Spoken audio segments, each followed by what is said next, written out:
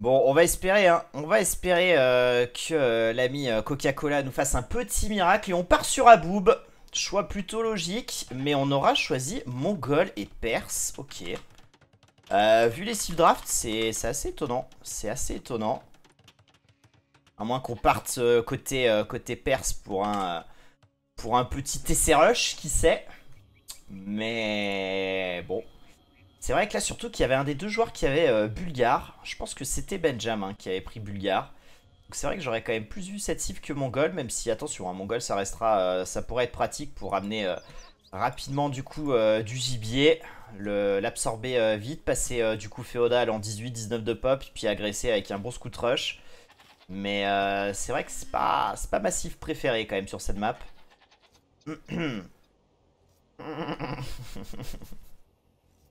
Si tu veux, Fogan, je ferai un tournoi si tu veux. Si t'es 1284, je ferai un tournoi réservé aux 1284 d'Elo.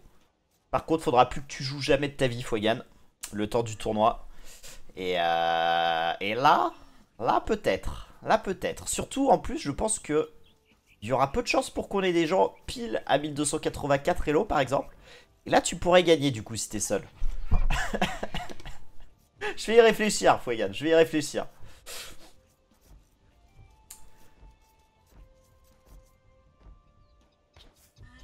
Et en lot de ce nouveau tournoi, Fuegan, j'offrirai un match contre Loco, Anto GT, en BO3.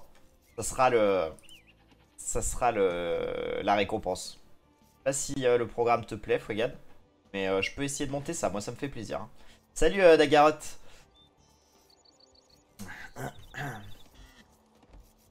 Le roi des crocos qui est là. Coca-Cola quand même, dans mes souvenirs, je pensais qu'il y avait plus d'élo que ça. Mais en fait non. Et du coup, Benjamin qui a déjà cliqué métier à tisser. Ça, c'est quand même une donnée intéressante.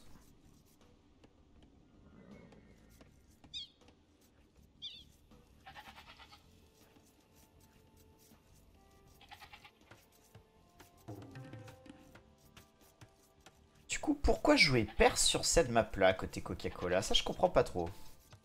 Hmm. Parce que clairement, surtout que c'est ça au map, hein, à Coca-Cola. Donc, Perse, pour moi, ça semble clairement pas ouf. Ça semble vraiment même pas très bon hein, sur cette map-là. Ouais, je saisis pas trop là. Je saisis pas trop. Il y a tellement mieux pour moi. Bulgare, japonais, toutes ces cives-là, même malien, ça me semble clairement mieux. C'est un peu une énigme là. Mais bon.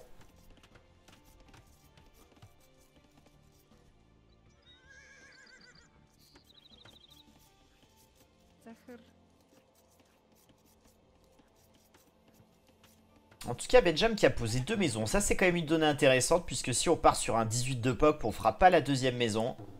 Donc, peut-être qu'on fera un BO un peu plus classique, où on passerait éventuellement en 20 de pop. Enfin, en un peu plus de 20 de pop, plutôt. Parce que si on passe en 20 de pop, encore une fois, on ne fait pas la maison. Et du coup, on va se servir du bonus, hein, bien évidemment, sur le gibier. On a raison. De toute façon, là, on craint absolument rien. À part un early rush qui pourrait mettre un peu de pression, mais dans tous les cas, ça nous tuerait pas de péons. D'autant plus qu'on a métier à tisser, donc on ne se fera pas sniper les péons. Mais je pense que c'est pour ça hein, qu'on a fait métier à tisser un peu plus tôt. Pour permettre justement d'envoyer des villageois un peu loin de la base, sans craindre de se faire sniper par ce scout. En tout cas, Coca-Cola, hein, qui pour le moment scout bien la base. Et toi, Nagarot, t'avais perdu ou t'avais gagné contre Coca-Cola? Parce que je me rappelle que t'as gagné un match et t'en as perdu un autre. Mais du coup, je me rappelle plus. Bon, t'as perdu contre Benjam, ça je me rappelle. Mais t'as gagné contre. C'était contre qui? Contre Coca-Cola ou. Torino, ouais, il est pas à côté, hein. Mais globalement, la bouffe sur cette map, elle est quand même très très lointaine.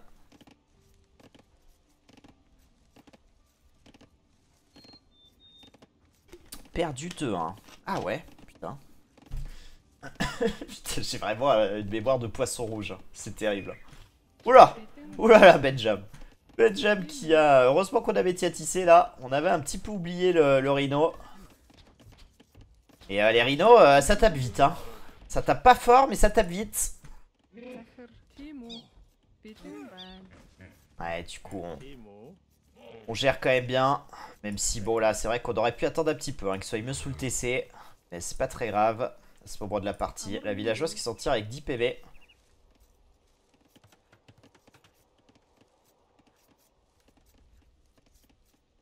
Ah oui, c'était Sies que t'avais battu. Ah, c'est fou parce que Coca-Cola il est 1250 d'élo là. C'est... Ah ok, ok. Bon bah voilà, c'est bien ce que je disais. Je pensais pas qu'on aurait le culot de le faire, mais tant mieux. Pourquoi pas. Petit essai rush.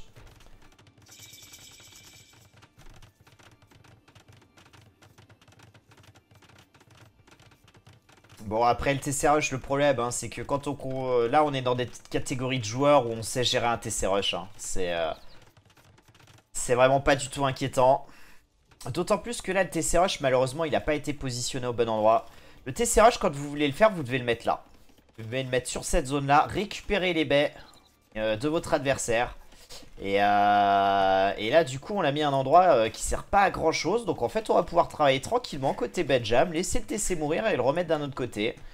Donc là malheureusement ouais c'est pas bon du tout. D'autant plus qu'on est sur une map qui est quand même pas pratique parce qu'il faut se wall. Quand on fait un TC rush il faut protéger les villes. Et là en l'occurrence on n'a pas du tout fait de wall. Donc ça c'est dommage.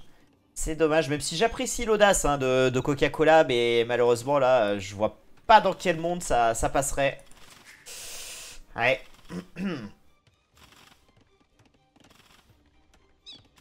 Ah bah je sais pas, écoute. Hein. Après s'il fait des TC Rush, c'est peut-être pour ça qu'il est 1250 la garotte.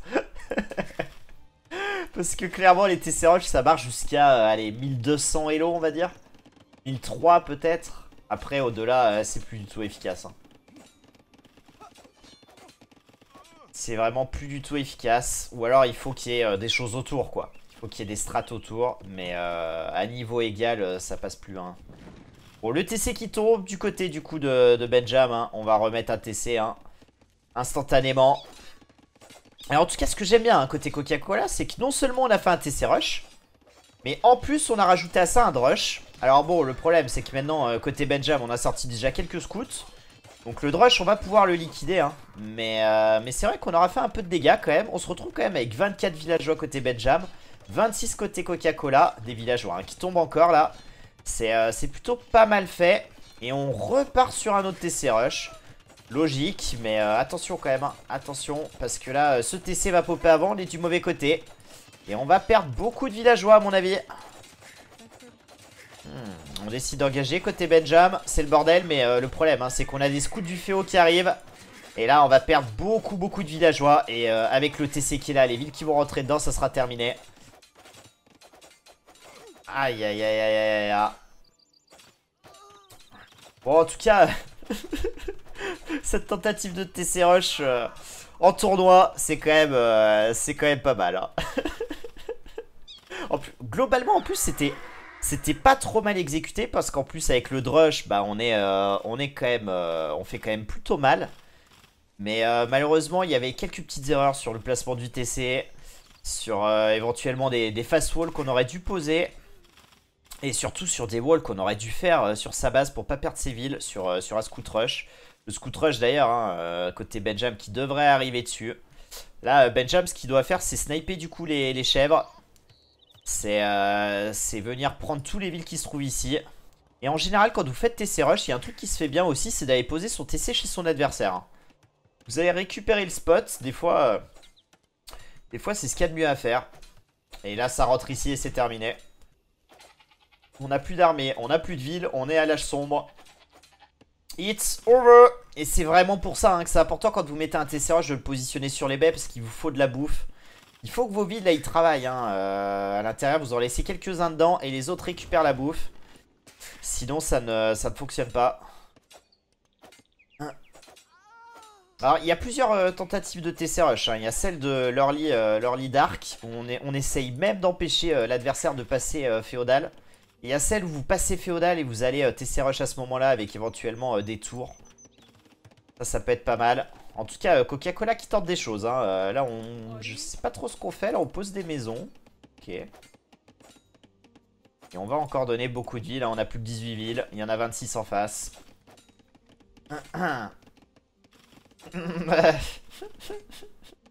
Globalement, TC Rush, c'est quand même la pire strat. Hein.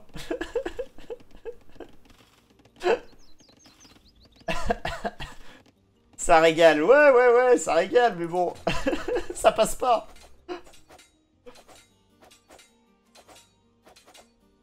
Alors après, attention, hein. TC Rush sur Udu, ça aurait été incroyable. Hein, parce que, concrètement, un TC Rush sur Udu, si tu trouves rapidement son TC au start et que tu le poses avec très peu de retard, c'est pas les mêmes dégâts. Hein. Parce que forcément, hein, si ton premier TC est sur le museau de ton adversaire en perse, ça fait nécessairement très très mal puisque tu vas lui délate son TC sans que toi tu perdes le tien. Et alors après, vraiment, la difficulté hein, sur Udu, bah, c'est trouver vraiment l'adversaire. Donc, en général, du coup, le temps de trouver l'adversaire, bah, il y a trop d'avance. Et ça annule un peu l'effet. Ouais, non, mais Coca-Cola, t'as raison. Hein. T'as raison, il faut tenter des choses un peu audacieuses. Hein. Quand il y a un gros écart de niveau comme là, où vous avez à peu près 200 elo d'écart, si tu tentes pas un truc un peu foufou, ça marche pas, quoi.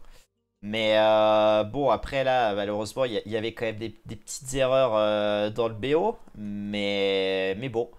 En tout cas, effectivement, je rejoins Fuegan. Le problème, c'est le restart aussi. Ouais, mais après, Fuegan, les restarts, t'en as un, Fuegan. Donc tu le fais 2 fois.